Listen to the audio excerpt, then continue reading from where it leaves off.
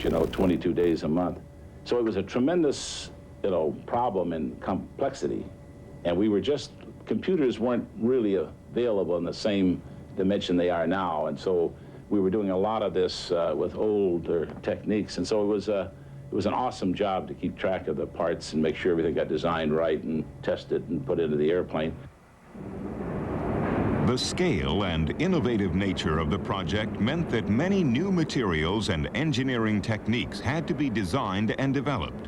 A huge machine shop was established at Auburn, south of Seattle, to make precision tools and giant jigs which couldn't be acquired any other way.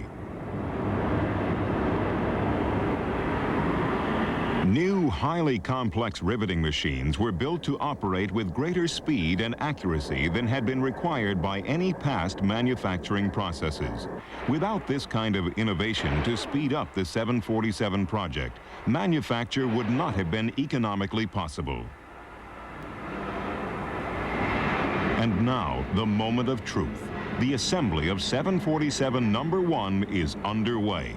The nose section has arrived from the Boeing plant at Wichita. The big pieces of the jigsaw puzzle are coming together. The systems that were designed in theory many months before are now being tested in practice, and the test is very severe. At this time, the tolerances demanded of the engineering process are the most exacting ever asked of the aircraft industry.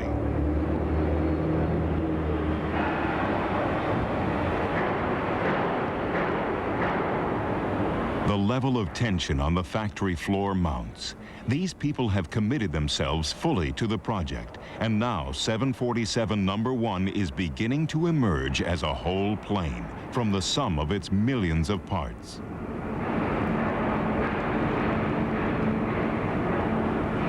The tail, the height of a 6-story building, many times higher than the altitude reached by the Wright brothers on their first flight, is lowered into place.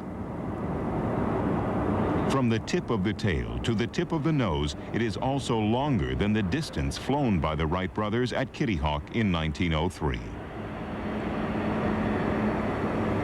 But even with the fuselage and wings assembled, the building process is far from complete.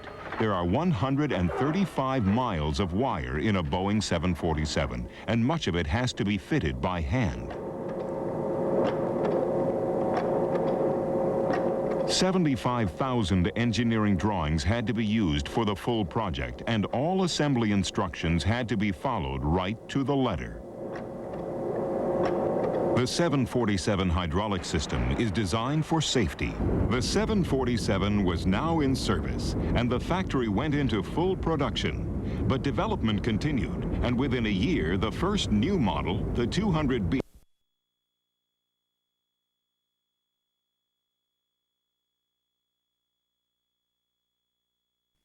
and 7 days a week. I think we would have averaged something like 12, 14, 16 hours a day, the management. Some people said, I don't understand how Boeing can put an airplane out in 4 years. Well, another way is we did it in 8, but we crammed it into 4. It was a compelling job, and everybody that worked on it was sort of swept up into the enthusiasm for doing it. Come face to face with the true rogues of the sea. Ride the wave of adventure on Pirates, following Arthur C. Clarke's world above and below the waves. High Seas Adventure, all weekend long, beginning Friday at 9 Mountain, 8 Pacific on the Discovery Channel. Sunday nights, they come to play on TNT. Good guys versus bad guys. Showdowns and shootouts. Large aircraft. The first time I started flying one was 1974, so I've been flying a 747 now for approximately 16 years. 26 months ago, as we stood amidst the forest up here at Everett, and the decision was made to go forward with the 747 program, the magnitude of the task that we were faced with really looked formidable. Monday, September 30th, 1968, Bill Allen sees his vision realized. We have an airplane now, a remarkable one. Let us move forward to see it in service on the airlines.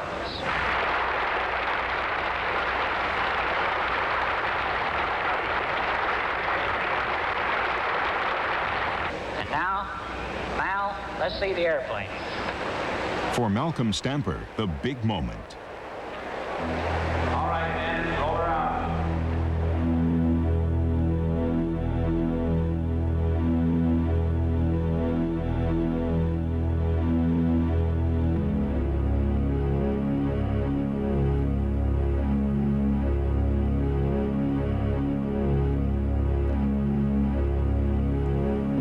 Some people who were there on that day recall that at first the plane didn't look very big until it got closer.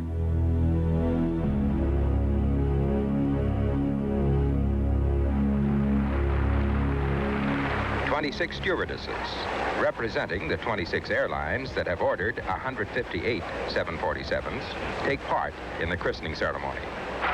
Organizing the christening may well have been Malcolm Stamper's most difficult management task.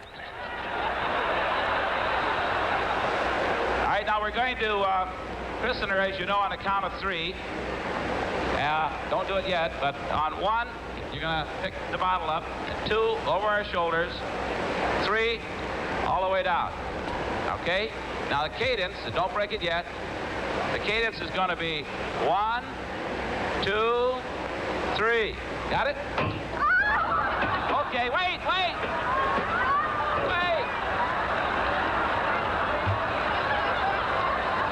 All right. We'll do it again. 1, 2, 3.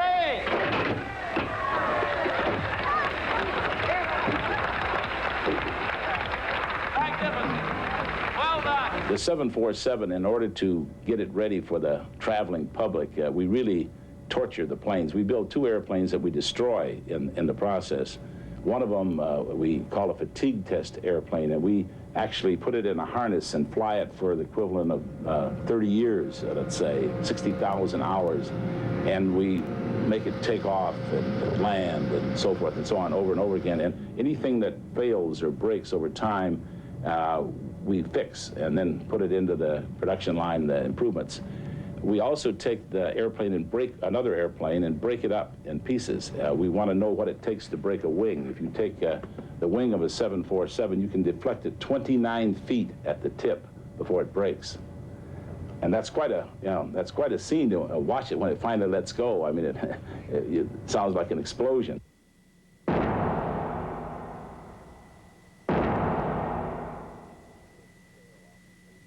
We break the tail off. We go through a complete destruction of the airplane, finding its real strength.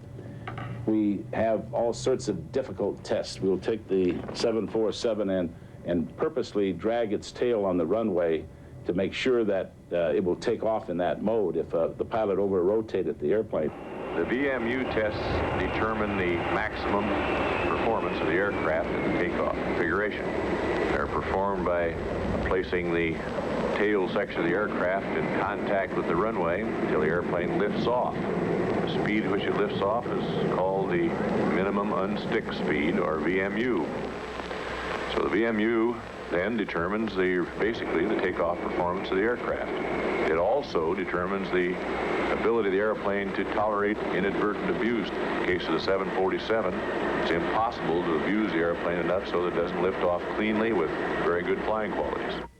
We actually do a rejected takeoff test where we lock the brakes and freeze out the anti-skid devices. What happens is the brakes are locked, so the tires actually burn off, and it actually burns the wheels off, and it sits finally, and it catches fire. And you have to sit in the plane for 5 minutes without touching it. The fire trucks are there to see if passengers are there. They have time to get off, and then you're allowed to put out the fire. We pay the pilots a little extra for this. During these high-speed flutter tests, the airplane was shown to be highly stable, and we reached maximum Mach number speeds of 0.99, which is 99% of the speed of sound, and as high as 685 miles per hour, true airspeed.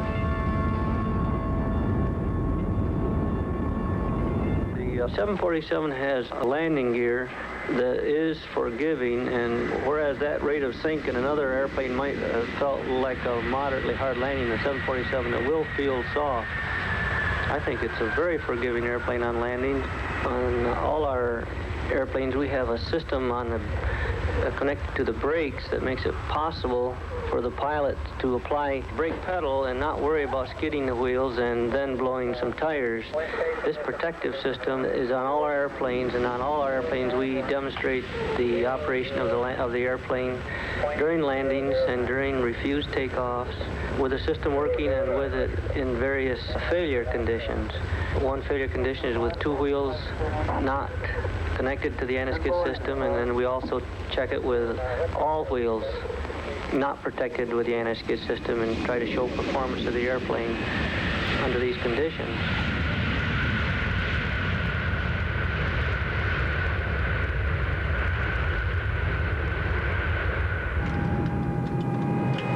I thoroughly enjoy flying the airplane. I get a big charge out of it and enjoy it.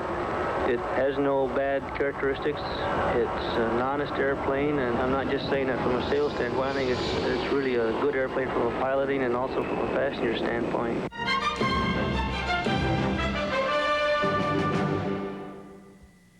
I am prepared to carry out any order to launch these missiles. Duck and cover. That is the end of the world. Submarine Sharks of Steel, beginning Monday at 9 Eastern, 8 Central on the Discovery Channel. Well, I think it's one.